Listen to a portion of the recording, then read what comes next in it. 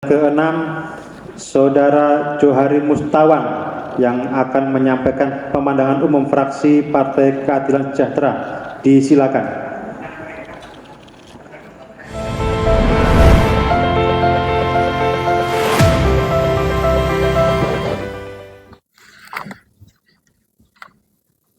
Izinkan memulai dengan pantun. Lihat rembulan di tengah malam. Bulan purnama bentuknya utuh. Uhaikum bitahiyatus salam. Assalamualaikum warahmatullahi wabarakatuh. Pemandangan umum fraksi Partai Keadilan Sejahtera terhadap rancangan peraturan daerah Kota Surabaya tentang penetapan perusahaan daerah Taman Satwa Kebun Binatang Surabaya sebagai perusahaan umum daerah dan rancangan peraturan daerah Kota Surabaya tentang rencana pembangunan jangka menengah daerah Kota Surabaya tahun 2025-2029. Yang kami hormati saudara pimpinan, kemudian juga yang saya hormati Wali Kota Surabaya, kemudian rekan-rekan anggota DPRD Kota Surabaya, yang kami hormati segala jajaran pemerintah Kota Surabaya, yang kami hormati para undangan serta rekan-rekan wartawan yang tidak bisa kami sebutkan satu persatu. Segala puji bagi Allah yang telah memperjalankan kita semua bertemu dalam ruangan majelis yang mulia ini, rapat paripurna DPRD Kota Surabaya bersama Wali Kota, yang insya Allah dalam kesempatan ini kami ingin menyampaikan ringkasan saja terkait dengan dua raperda yang akan dibahas dari pandangan umum fraksi Partai Keadilan Sejahtera. Yang pertama adalah kami ingin mengingatkan ya tentang raperda Taman Satwa terkait dengan Undang-Undang Nomor 23 Tahun 2014 tentang pemerintah daerah, bahwa memang pemerintah daerah bisa mengatur bentuknya adalah BUMD, bisa terjadi perumda dan perseroan daerah. Sehingga bagaimana ini dikelola secara profesional, sehingga perlu disampaikan catatan terlebih dahulu terkait dengan dokumen raperda maupun naskah akademik kepada seluruh fraksi yang ada di DPRD sebelum pembahasan dimulai. Kemudian yang kedua, Perumda Taman Satwa KBS ini hendaknya dapat menyusun rencana bisnis selama 5 tahun yang disahkan langsung oleh Wali Kota Surabaya, dan direksi ini bisa menyusun, menyampaikan rencana kerja anggaran tahunan secara profesional kepada Wali Kota dan juga kepada semua warga Kota Surabaya. Yang ketiga adalah berkenaan dengan keberadaan direksi Perumda ini memiliki fungsi menyajikan Taman Satwa dan KBS ini sebagai wahana rekreasi, edukasi, riset, dan konservasi. Kemudian yang keempat adalah bagaimana keberadaan Dewan Pengawas dan selain juga direksi, ini menjadi tolak ukur betapa vitalnya keberadaan Dewan Pengawas dan direksi dalam melaksanakan roda perusahaan dan juga pencapaian tujuan Perumda Taman Satwa KBS.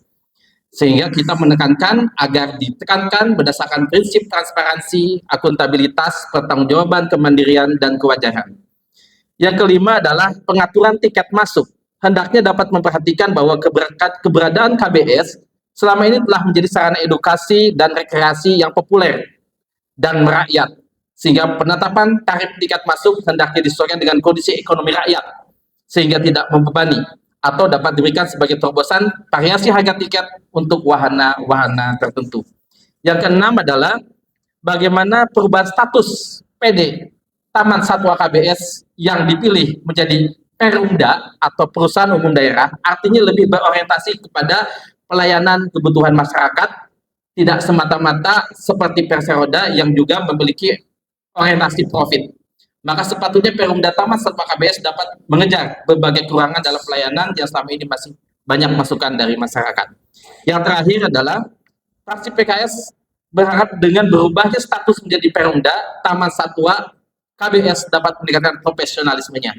Sebagaimana Surabaya sebagai kota pahlawan, kita juga harus menjadi pahlawan untuk para binatang yang ada dalam kebun binatang Surabaya, sehingga tidak sakit, kurang perawatan, atau mengalami penyakit yang tidak tertangani. Sehingga ini betul-betul menjadi sebuah perhatian dari Bapak Saudara Wali Kota. Kemudian terkait dengan pandangan fraksi PKS terhadap RPJMD 2025-2029. Kalau kita lihat start from the end, yang diharapkan pada visi wali kota tahun 2029 atau tahun 2030, bagaimana transformasi pembangunan kota Surabaya yang menjadi landasan sebagaimana kota Surabaya menjadi kota dunia yang maju, humanis, dan berkelanjutan ini bisa didefinisikan secara jelas dalam RPJMD 2025-2029. Karenanya kami fraksi PKS memberikan apresiasi atas masuknya RPJMD ini secara eksplisit mencatatkan penguatan ketahanan keluarga dan arus utamaan keluarga sebagai salah satu arah kebijakan Kota Surabaya 2025-2029. Yang kedua, fraksi PKS juga mengingatkan bahwa pendidikan untuk semua kota adalah amanah dari Undang-Undang Dasar 45 sehingga menjadi prioritas dalam pembangunan kota. Kemudian juga perlunya yang ketiga memasukkan program pengelolaan dan pengembangan sekolah swasta yang secara eksplisit dalam RPJMD ini harus betul-betul diperhatikan. Kemudian juga yang keempat berkaitan dengan soal pendidikan, bahwa fraksi PKS juga berpandangan bahwa Surabaya berhendaknya menjadi barometer nasional pendidikan di Indonesia, sehingga betul-betul semua pelaksanaan proses pendidikan mulai daripada SPMB, proses KBM, kesejahteraan para guru, prestasi akademik maupun non-akademik, pembinaan terhadap sekolah swasta semuanya menjadi barometer nasional. Kemudian kemudian adalah bagaimana fraksi PKS memberikan apresiasi masuknya narasi dan indikator berkaitan dengan generasi muda. Selanjutnya berkenaan dengan kebutuhan perumahan pemukiman yang bukan kebutuhan dasar warga kota, fraksi PKS berikan apresiasi karena telah masuk dalam rencana program RPJMD ini. Kemudian yang kedelapan adalah penataan ruang kota yang terintegrasi melalui ketersediaan infrastruktur dan utilitas kota yang modern, berkelas dunia, serta berkelanjutan. Fraksi PKS berikan apresiasi atas masuknya program pembangunan drainase tersier. Hal ini sebagaimana pernah kami sampaikan bahwa pemerintah kota perlu membuat sistem drainase jaringan tersier atau SDJT dan sistem drainase lingkungan pemukiman SDLP guna melengkapi sistem drainasi master plan atau SDMP yang telah ada. Sebab tanpa adanya SDJT dan SDLP, pencegahan dan pengendalian banjir secara menyeluruh akan sulit diwujudkan 100%. Kemudian perubahan iklim menjadi pola hujan, perubahan iklim menjadikan pola hujan yang turun di kota Surabaya menjadi tidak menentu. Sehingga kami memandang perlu ditambahkan indikator terkait dengan perencanaan pola hujan yang terjadi di kawasan kota Surabaya ditinjau dari kontur wilayah di kawasan kota Surabaya. Perubahan pola aliran akibat perubahan kontur serta perubahan iklim yang perubahan pola hujan yang ada di kota Surabaya harus disikapi dengan adanya strategi yang memadai untuk penanggulangan banjir yang tersistem. Kami melihat belum ada penambahan stasiun hujan dari 6 stasiun yang ada pada periode lalu.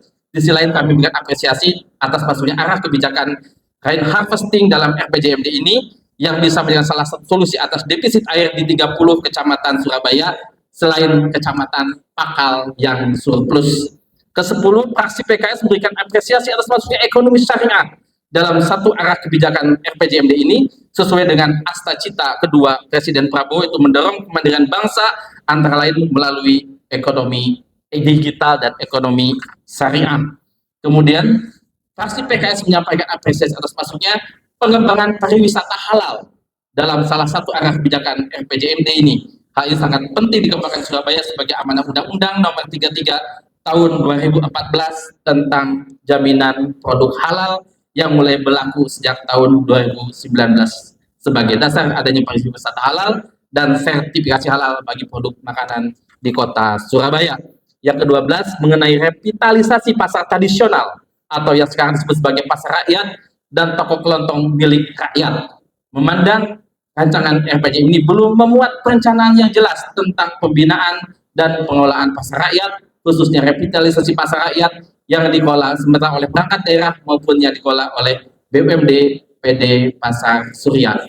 Yang ke-13 tentang perekonomian inklusif dan pemerataan pembangunan, bahwa harus mendasarkan pada pemerataan pembangunan dan akses perekonomian kepada masyarakat sehingga menjawab ketimpangan ekonomi per kecamatan bahkan per kelurahan per kapita. Hal ini penting agar jangan sampai Surabaya 5 tahun ke depan terdapat ketimpangan ekonomi. Dan yang terakhir adalah masalah ketahanan pangan.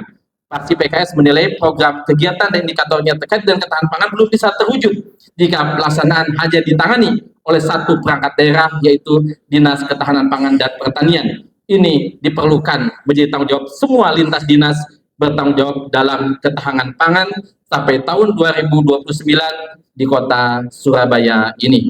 Demikianlah pemandangan umum fraksi Partai Keadilan Sejahtera terhadap rancangan peraturan daerah tentang penetapan perusahaan daerah Satwa Taman Satwa Kebun Binatang Surabaya menjadi perusahaan umum daerah, dan rancangan peraturan daerah tentang rencana pembangunan jangka menengah daerah kota Surabaya tahun 2025-2029. Hari Raya berkurban domba, bersama warga nikmati gulainya. Bonbin Surabaya jadi Perumda, rekreasi keluarga semakin bahagia, insya Allah. Satu lagi, ke rumah Bude membawa talas, pinjam kebaya untuk upacara. RPJMD sudah dibahas, semoga Surabaya makin maju dan sejahtera. Ini Nasiratul Mustaqim, Allahumma wafiq ila aqwamit thoriq. Surabaya, 5 Juni 2025, fraksi Partai Keadilan Sejahtera DPRD Kota Surabaya, Johari Mustawan, STP Mas, juru bicara, Carsio Siswa Utomo, STFH, Ketua Fraksi. Assalamualaikum warahmatullahi wabarakatuh.